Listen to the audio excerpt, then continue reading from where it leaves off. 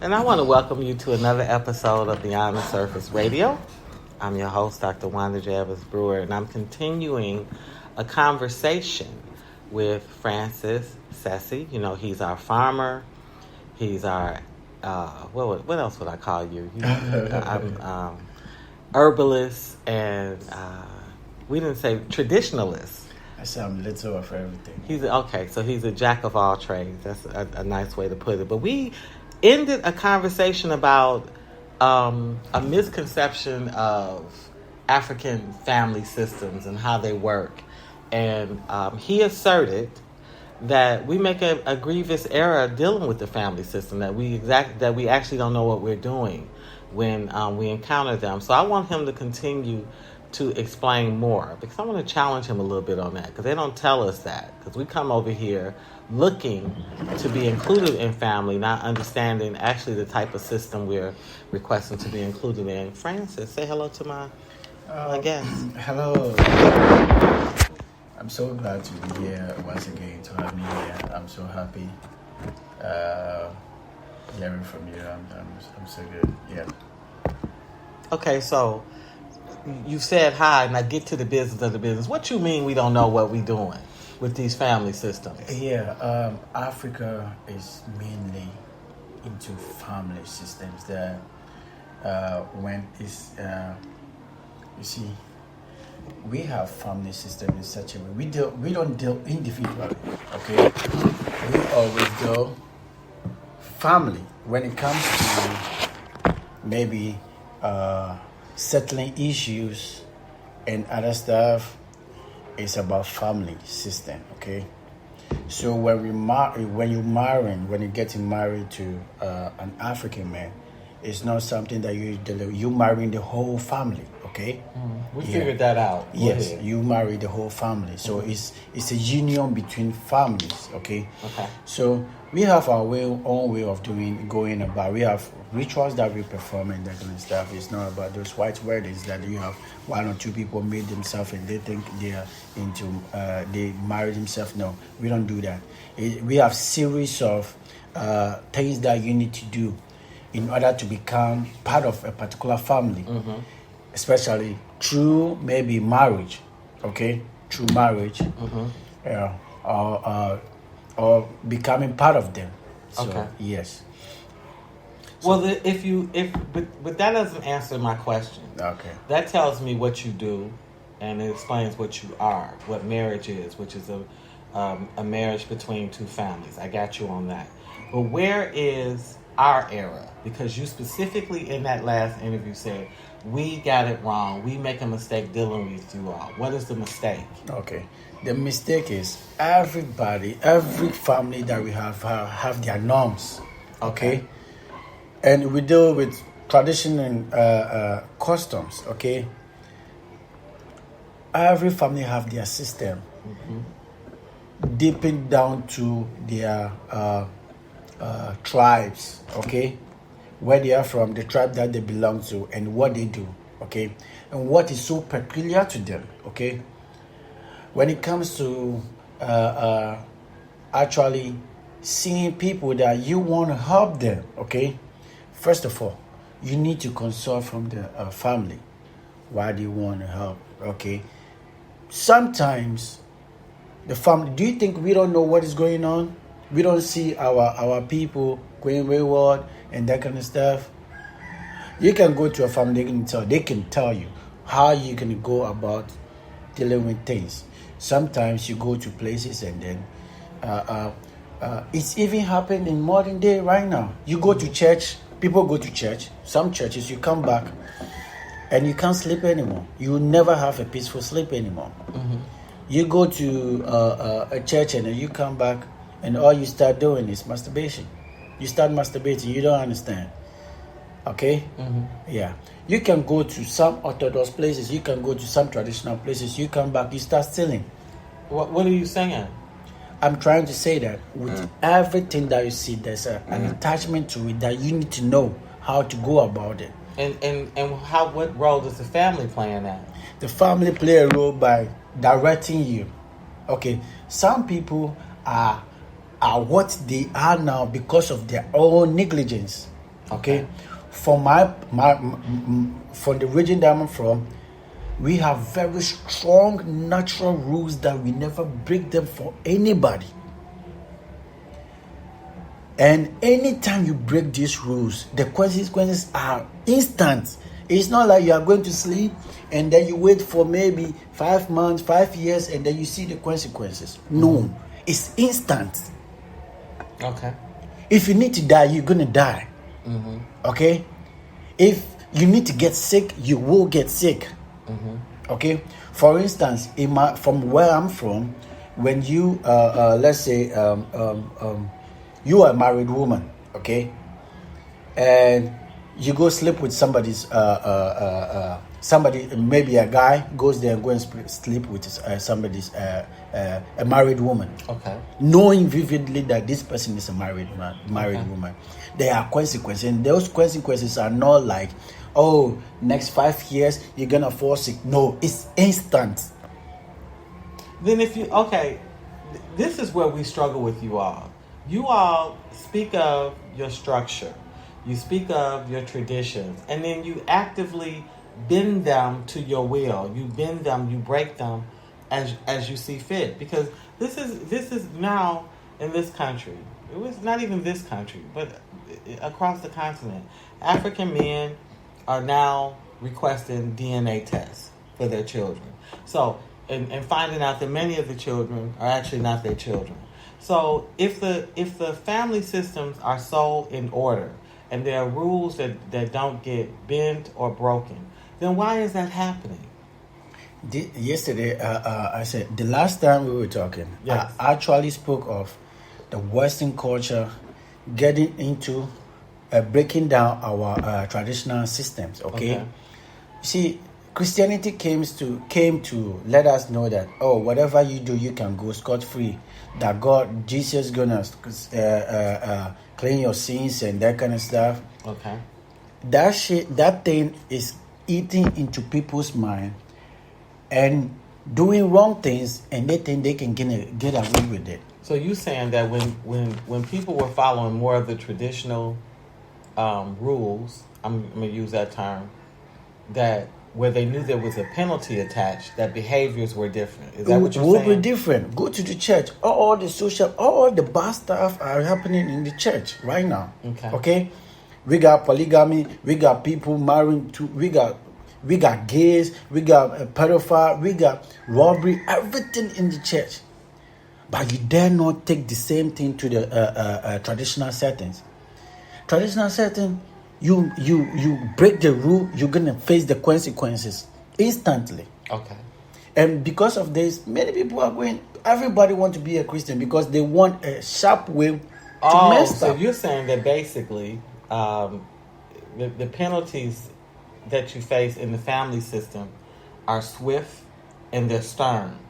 And so part of the way you get out of facing that psychologically is that you go to another system, which you identify in the church, in order to skate past it. Or at least you think so. You think so. But you're doing that in the that religion. But you dare not come out to maybe a traditional religion, go do that against them. Okay, but how does that make us wrong? Okay, Wouldn't that make you wrong? Yeah. For even listening, even adhering to, visiting, sending your children to? Why isn't the onus on you? Yeah. Those people who breaks the rule, it comes with, listen, people become unclean. They become filthy in the spirit. They got kind of bad spirit following them with certain things that you do. Like a man who is a pedophile. You get bad spirits following you. Your spirit become very what we call you become dirty, you become filthy. Okay, a man who sleeps with another man's wife, you are not clean, you are unclean. Okay, so there are negative stuff that comes to you that we know that those things are bad. So we have ways to correct that. So in order not to have those things happening, we don't do it at all. There are strict rules there. Don't take somebody's wife for yourself. It's wrong. When you do that, this is the consequences that's going to happen to you. So these people are walking around and they have things happening to them. And you see them that, no, this person needs help, this person needs help. The spirits behind them that caused them what they are going through, of which they were wrong, they were guilty of what they did for them to have what they are going through. When everything you come that through you're them, explaining, Mr. Sesi, I understand you, but where you're losing me is I don't see how you don't have where your people, your village, your tribe doesn't have to take responsibility for even being mesmerized by Western energy. Do you understand? If what you all have as a family system is so strong and so good and so traditional and it works, why even bother to engage with another system? with a what system? Christian system? Yeah, like or I've lived in the West, virtually my whole life. Mm-hmm. I'm not Muslim. Okay. Muslims are all around me. I've had family members who became black Muslims with the Nation of Islam. I'm not Muslim. Okay. I'm not a Jehovah Witness. Okay. I'm not a Seventh-day Adventist. Okay. So what responsibility do you have in holding firm to tradition? What's the penalty for becoming, letting it glamorize, like seeing glamour in it? What draws you from your tradition if you know that it's better? That is the brainwashing. Okay, now we're getting The Western culture is brainwashing us, making us see our own ways that they are bad, they are evil, the deity and that kind of stuff is evil. But when you go deep, they are doing the same thing that we do. They come copy what we're doing, and then when they go, they tell our people. They come to tell our people that what you're doing is bad. I don't know that they're doing the same thing. Trust me. Okay, no. Okay, for example, when babies are born, some of like I saw in Uganda, they're washed in herbs, to protect them, to ward off evil spirits. I can't think of a practice really where Western culture does that. How many whites do you know? How many whites? Yeah, we 13% of the population. I know quite a few of them. I know whites who always live on. See what we do, the incantations that we see. They do the same thing. I know whites who pour libation. I know white that when I see them, I see whole priests. Because you're pouring libations, who are you pouring libations to? Yes, they call it on your ancestors just as we do. They don't call on no ancestors. You don't know. You see them. There are things of the white that they hide from you because they don't want you to know. I don't see them calling on ancestors. Ancestor language I always attached to far more native groups. I see them call on spirits. Spirits, yes. We call on spirits. But our ancestors are spirits to us. It's random. It's not. So, for example, when I think of Catholicism, I don't hear them use the language of ancestor. I've never heard them use the term ancestor. Is there a type of meditation or libation? Yeah, but I don't hear them show that level of regard. They talk about the Trinity, the Virgin Mary, the Son, God, but I don't hear them really call on that. Yeah, it's because, listen, the white man is so swift that when he find out truth, okay, he always take it from the white man, the black man. Wow. Well, pause this. Okay, so let's continue. We had a bit of an interruption, but I want you to continue where you left off. Okay, so I guess what I'm struggling with is you saying that they do the same thing. I don't think they do the same thing. I think they do what appears to be the same thing. Yeah, and after that, they come to tell us that we doing the wrong thing. There are a lot of we do what we do, and when we see them doing what they're doing, we know what they're doing, but you don't know because you are not into spirituality. African spirituality go very deep. It don't okay? seem like y'all into your own spirituality, because if it went deep enough, why don't you go deep enough to run them off? We do. We do. It's a spiritual battle going on right now that you don't know. No, I can feel it. You can feel it? Yes. And we know them. We see them for who they are. And most of the time, listen, there are a lot of stories about they coming to enslave us, they coming to do whatever they want to do.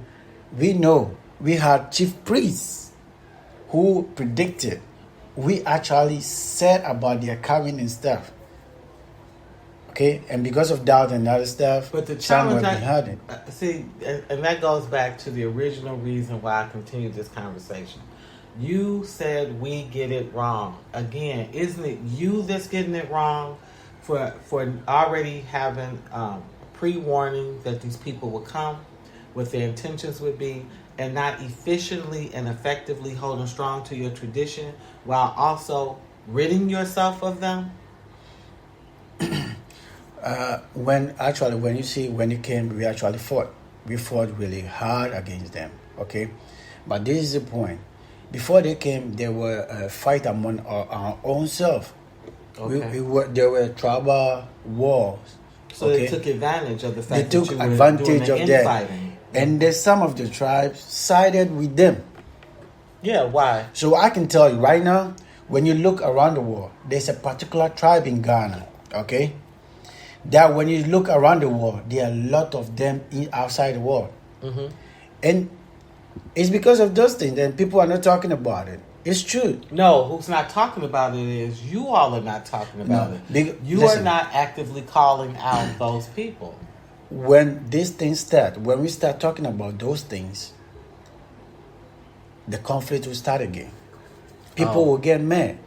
And we acting as if we should let it go, and we should pick it from where we are now. Should you let it go? Should you pick it from where it is now? We should, because if we should go back, I tell you, it will be very bloody. It will be very bad, and then we don't take things lightly. Then how do you get rid of or how do you stop more brainwashing? If we've getting it wrong, how do we get it right? How do we learn to effectively come and I don't count myself with the we, because I don't preach, I don't indoctrinate, I don't bring, I don't even ask anybody to pray with me, or I don't offer any of that sort of thing. And that's part of the issue for me, is that I don't want the misperception that anything I'm doing is because of a religious pressure, a religious cause. So, but how do people learn to adjust themselves with these family systems and their traditions? This is what I'm saying. They all start with advocating. Okay, we need to stand up and start talking about who we are. Listen, they always ask, what is the story of Africa? Has the African a history? Listen, countrymen, we need to tell our people the stories of their past. Tell them from which illustrious ones they come. The bravery, the heroism, the dignity, the traditions and culture and norms of our ancestors. To let them know who they are.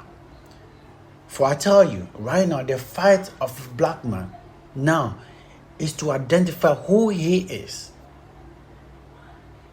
For a black man, this is the main fight now. Right now, is upon us to actually identify who we were and who we actually are. Okay. That we can stand to fight now. Because you can't fight. The people we are fighting, the battle we are fighting, and the people we are fighting, they are united. They know the agenda. They know who they are. And they know what they stand for. Okay. So, once again, Francis Sesi, okay, you've been very honest, very raw, direct.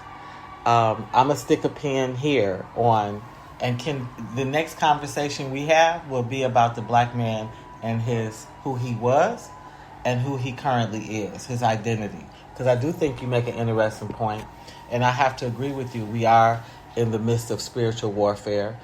But yeah, you can't fight if you don't know who you are, because you don't even know what side to be on. So I want to thank you again for sitting down with Beyond the Surface Radio.